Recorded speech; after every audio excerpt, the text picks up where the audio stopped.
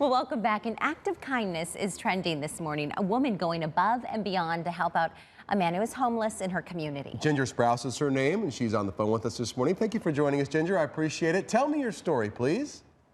Tell me a story. Well, I used to drive by Victor every morning on the way to work, and then in the afternoon when I would pick up my son, and I passed him for 3 years at least. And everybody in the community would talk about this man. Have you seen him? What's he doing? He's not asking for money. He's just standing around. And we were all just completely perplexed. And I just finally got to the point where I couldn't stand seeing him there and not knowing what was going on. So I stopped and I asked him, what are you doing here? And what'd he say? Well, he just told me that he was waiting for his mom, that was the last place he had seen her, and he needed to stay there so that if she came back, she would be able to find him. And we don't have any shelters in our area, and he didn't want to go anywhere else. And so he was just determined. And, he ate on the curb, he stood on the curb, he slept on the curb. He was always there.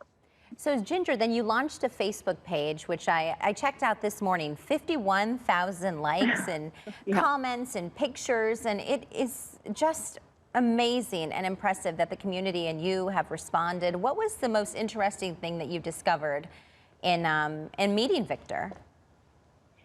Well, one of the things that I discovered in meeting him was the fact that, I kind of had this idea in my head of what homeless people are like, that maybe they're alcoholics or maybe there's something wrong with them. And he was just this good, sweet, kind, innocent that was just standing there waiting. And then also my community, so many people were concerned about him, that it wasn't just me. And that was the thing that really stunned me. And people just kind of needed someone to organize and say, okay, this is the direction we're going. And then everybody jumped in to help, and that's been amazing.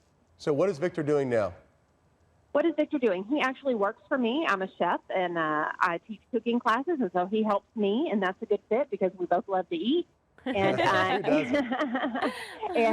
he's actually living with my family now. Oh, wow. What an amazing story. So, yeah, you weren't just talking the talk. You're walking the walk there.